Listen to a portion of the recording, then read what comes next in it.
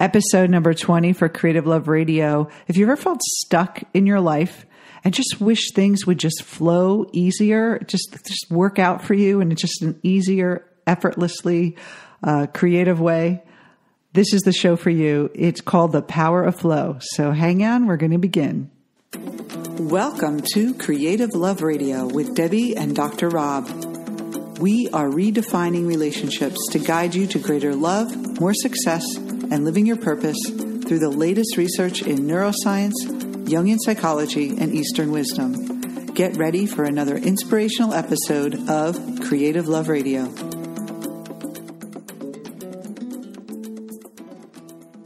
Episode number 20, The Power of Flow. How are you, Rob, today? Very good. Thank you. I think last time we mentioned flow a little bit, and we wanted to get back to that topic and elaborate a little bit more because it is such an important piece to understand. All of us have to work, and if we don't work, we have to relate to people.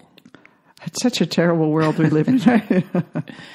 So positive psychology gives us a pretty good starting point. And it's just a starting point because, you know, we want to use this philosophy, this science of psychology to at least give us a framework. We know it's up to us to do the actual work of living and to make it work for us in our lives. But this science should give us some good information, and this is what we're trying to do here is, you know, kind of narrow it down to what are the essentials that we need to cultivate in our lives in order to be happy, to have flow, to feel energized, and you know, create our lives in a positive, creative way. And that's the question we all ask. How do we find happiness in our life, basically, right? How do we have the things we want? How do we enjoy it? How do we not suffer? All those, you know, simple, easy things that life has to offer us. Yeah. Yeah. So there's this guy named Seligman who we've mentioned a couple of times. He does a lot of work on positive psychology.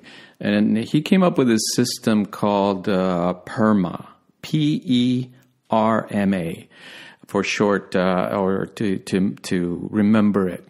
So the PERMA model simply says that in order to feel well, to have well-being in our life, there's 5 things that we need. 5 things?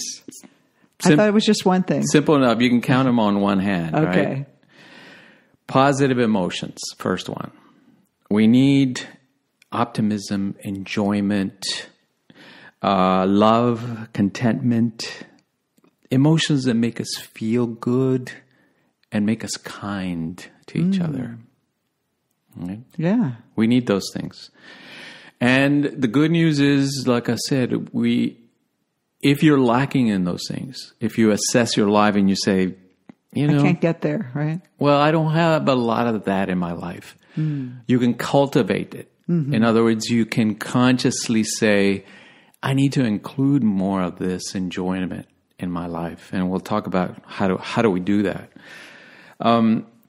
So that's the first one, positive emotions.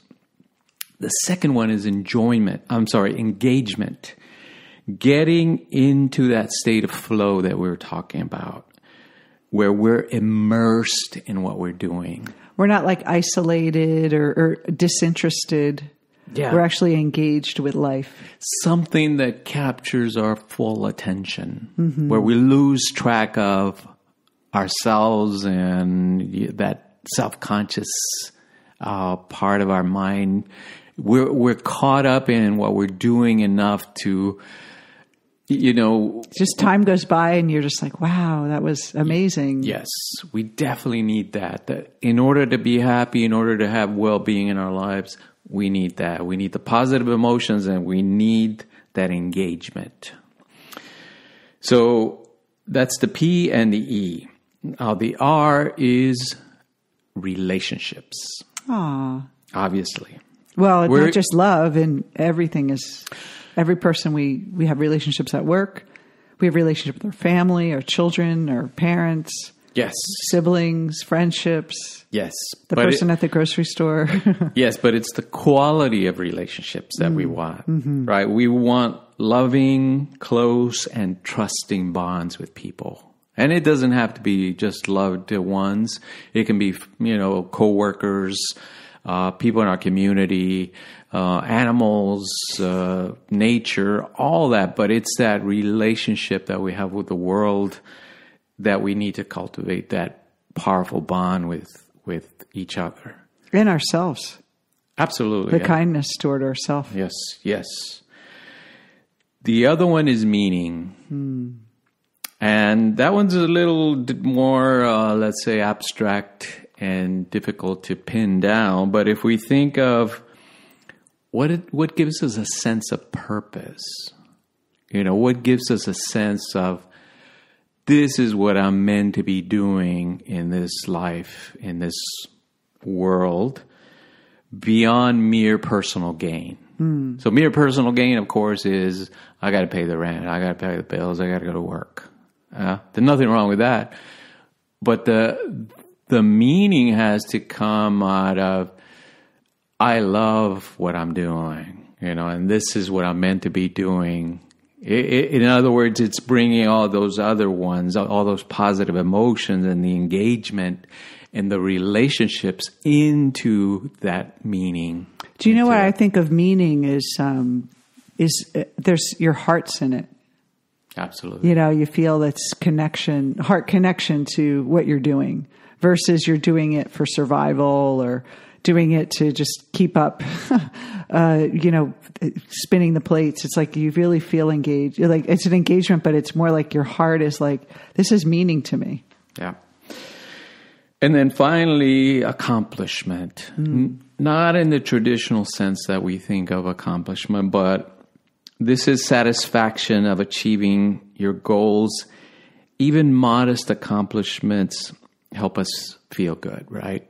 It's those accomplishments that have meaning for us. So it can be, taking good care of your dog or go into the gym. I did that workout today. I feel accomplished. Yeah, cleaning the apartment to where it feels really nice. But also bigger goals in your life that you've set for yourself. And a lot of people fail to do this. They don't set themselves goals that are meaningful to them. And celebrate them too. Absolutely. Celebrate them and really kind of treat yourself well for doing that good job, that great job, that accomplishment. So altogether, the PERMA, the 5 elements, positive emotions, engagement, relationships, meaning, and accomplishments, they really round out your life to where you're firing on all cylinders, like they say. All 5 cylinders. Now, this is interesting research. They looked at people in their 50s who were satisfied with their romantic relationships. Mm-hmm. It's a greater indicator of any other health indicator like cholesterol level and heart health and all that at 80. In other words, people that are satisfied by the time they're 50 in their relationships are going to be the happiest and the healthiest in their 80s. So we have something good to look forward to. Absolutely. Because, and those of you who do our work. Yeah. Yeah. And again, it points to the importance of relationships in our lives. And having meaningful relationships and healthy relationships. And how it's connected to really what we call well-being. Not only, physical health, but feeling good about ourselves, feeling great. And in relationships, isn't there some kind of chemical that our brain releases when we're connected and bonded with other people that basically puts our body into more homeostasis and balance? And so I would think that would be a contributor to that, is that this biological shift, brain patterns that happen with the hormones that basically put our body back at ease. When we have stress in life and relationships where we feel isolated and alone and unhappy, it creates a stress on the body. Yeah. And relationships, they synchronize us with each other. Yeah. We biologically, psychologically, emotionally synchronize with each other to where we're not isolated, like you said. Mm-hmm. And that's a very important piece of well-being. So what does this have to do with flow? What does it have to do with flow? Nobody knows. But flow is that engagement with life. And feeling that, the opposite of flow would be a struggle with life. To feel that you're battling life, and this external world is this battle that you're trying to win and never really complete. And then engagement is it's like a playfulness, a lightness, almost like something that you do for enjoyment versus that you do as a work. Yeah. Like life shouldn't be hard work. Well, I mean, if you're lucky, right, you're doing what you love for work, which is what we do, because that's as good as it gets. I mean, what else can you ask for? You're doing what you love, and it's your work. It's what you get paid for. It's what you do. But there's a couple of ways to think about whether you're in the flow or not. So here's a few hints, a few guidelines, if you will. First of all, do you feel authentic doing what you're doing? So your career and in relationships or both? All of these, right? Remember, engagement is in relationships, in work, in life, in everything you're doing. So are you in the flow of things when you're living? Mm-hmm. So do you feel authentic doing your work, you can ask, or do you feel authentic doing your relationship? Do you feel authentic doing your, business, your partnership, whatever you're doing? Do you feel like you're putting on a mask and hiding and pretending to be someone you're not? And this is a question, right? Is this what I really love? It's a simple question, but a lot of us are afraid. We're afraid to ask that because often we think that that's unrealistic. In life, I have to do things that I don't like to survive and to thrive and to live. And we think that that's just what we have to do, sacrifice the things that we really love to do. I see this too in relationships is to be in a relationship. A lot of times I've seen people stay too long in a relationship out of duty or out of afraid to be single again. And they're not really loving the experience. It's not what I really love. Or dating someone and thinking, well, this is as good as it gets. And the last, I don't want to be alone. So I'm just going to put up with this behavior. And really we deserve to be totally in love with our actions in relationships. Is this a friendship that I love? I love being around. Do I love being around these people? Sometimes too, I used to feel bad when I was around a group of friends and some friends, you just kind of like, you don't want to hang out with anymore because they're just negative or they're not really, they don't feel your life anymore and you kind of outgrown them and you feel like, well, I've known them for 30 years. So I should feel obligated to pick up the phone and talk to them. And I don't think we should. I don't think that's really authentic. I think that we need to honor ourselves and be around people that we love to be around. Yeah. Another question. Do you feel excited when you're even making small advances in this activity that you're doing? Whether it be your relationship, your job, your business, whatever you're doing, do you get excited about even, making those small gains? And, people that are really engaged in the flow of their work and their life and their relationships, they study it, right? They find ways to improve on what they're doing. It's a really good, two things. So a good way to measure this is think about for love. Are you excited about the possibilities when you're going to an event or going online? Do you bring that excitement to, even if you're not going to maybe meet that person in the next 24 hours, but kind of the anticipation, and enjoy the process of dating, enjoy the process of meeting new people. And I remember a big shift for me happened when I decided to join that dating service where I met you. Is I really was just excited about the exchange of meeting other people and meeting men that were commitment minded, that were looking for something that I was looking for, and having deep conversations. And if they didn't like it, tough, I would have the conversations anyway. And I was just really excited with the process. And then immediately I met you, which I didn't have to go through a lot of, although I had a lot of bad dates in the past, but it's kind of that idea of like approaching it with that kind of small, like even the small tasks, and not thinking of, oh God, it's so much work, and looking for the payoff. And I see the same thing happen with business. With when I first started doing, like even starting my hypnotherapy practice, I got home from school and I was excited about just writing up my little contract for my clients and putting my website together and learning the marketing and all these things. It was like all these little tiny tasks that were leading to my dream. I was fully engaged. And, you know, I see people that start businesses and they're kind of complaining about the marketing, or complaining about the sales, or complaining about they just want to be successful already. And that's what stops the flow. You have to love every little part of it. And think of it as these little pieces are building your dream, building your dream of love, and they may not have the immediate response or the payoff, but every task you take is like holding that larger vision. Absolutely.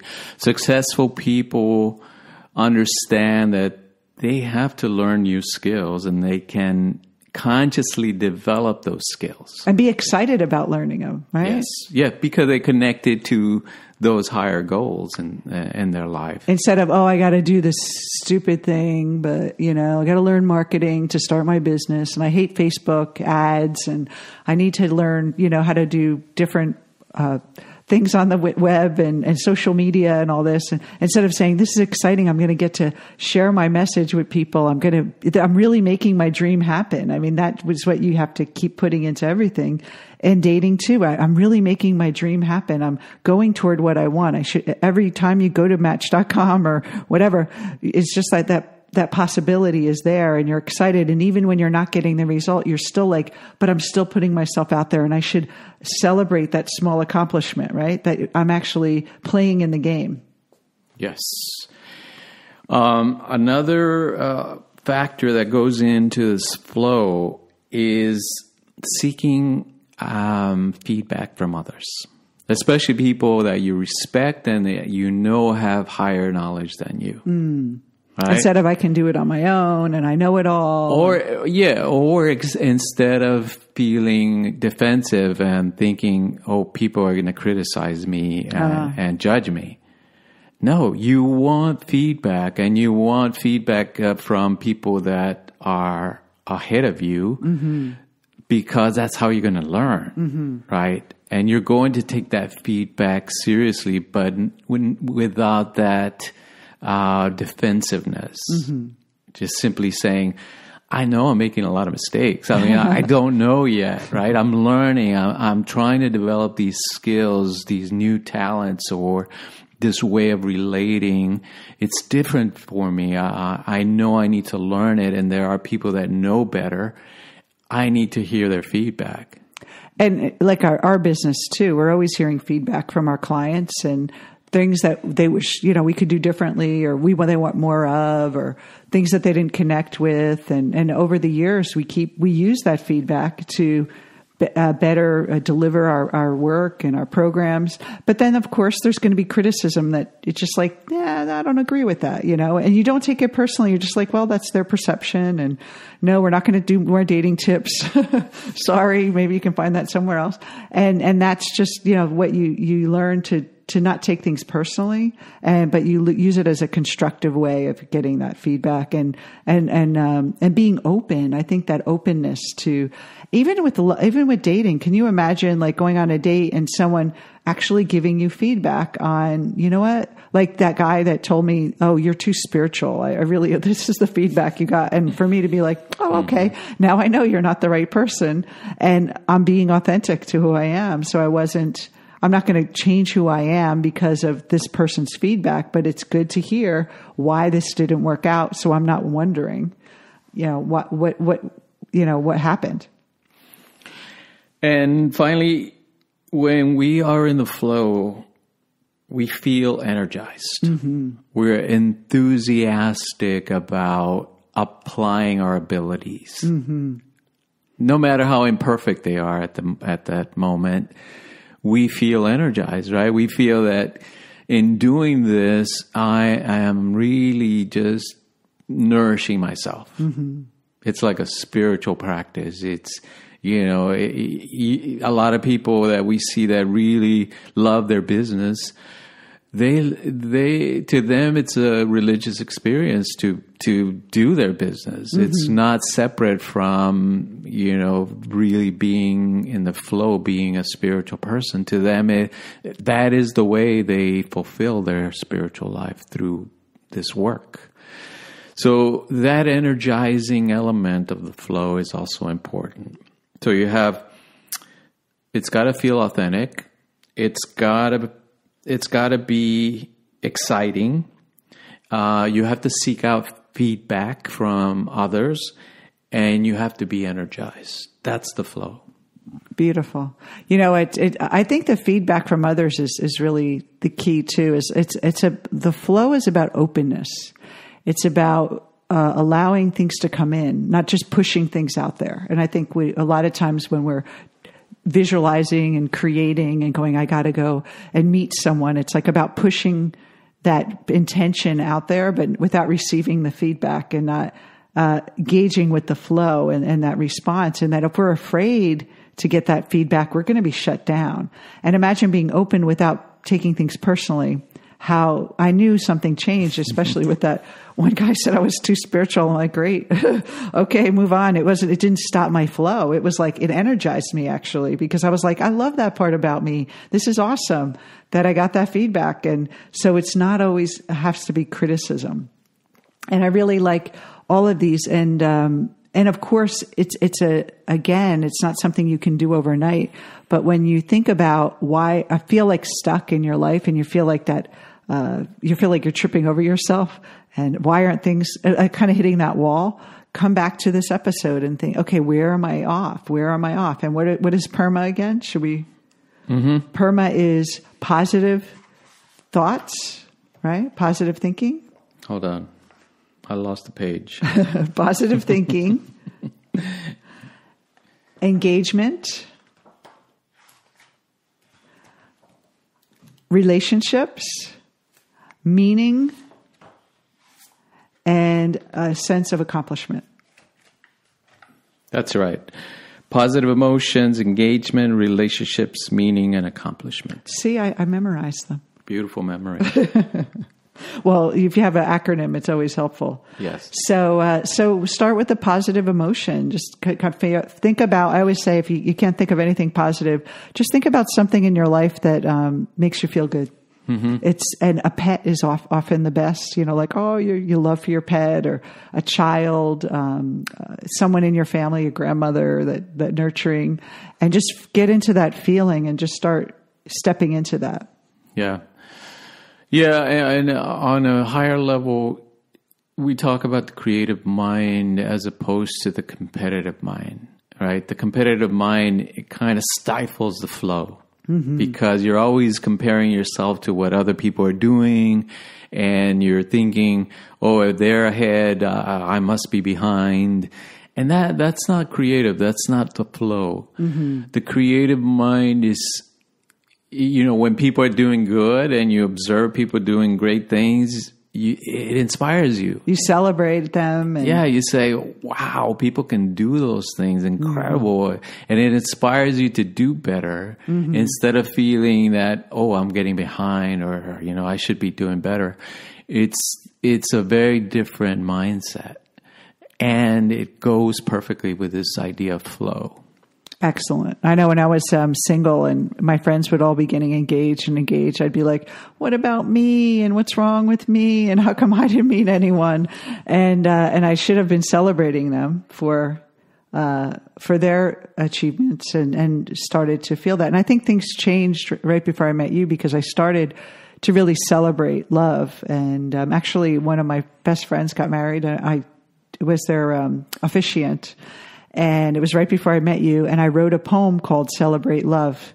And I talked about how love is in each one of us. And we're here in this moment to celebrate the feeling of love. And whether you love your person sitting next to you or they're a stranger, like we're all here for one reason. And we should celebrate it, even if we're alone. And even if we're lost someone we loved and they're not here, that we should just still celebrate the feeling. And I think that's really important for us, is to celebrate ourselves and our life, and that is really what keeps us in the flow. So great call, I would say great call because I'm used to doing calls. Great podcast, and we look forward to another episode. And before we go, just wanted to invite you all to apply for our new program called Evolve. It's our women's leadership program for women leaders who want to create a big mission in their life. We talk about these and more. We take women on her journey, basically Debbie's version of the heroine's journey, the hero's journey, but in a more modern, upbeat way. We're not slaying dragons or killing gremlins. None of that. We're going to be creating and exploring the deeper levels of our unconscious and the archetypes, and really a beautiful process of becoming the divine woman. So we're having some calls on it, some Facebook Lives. Come to our website, debbieanddrrob.com, and apply today. I'd love to talk to you about it. See you next time. All right. And also, before we go, Facebook community, join us, Creative Love Community. Oh, yes. On Facebook, just search for Creative Love Community, and we'll meet you there. See you on Facebook. All right. Well, take care, everyone. Have a great day. You've been listening to Creative Love Radio with Debbie and Dr. Rob. For more information, visit us on our website at creativelove.com.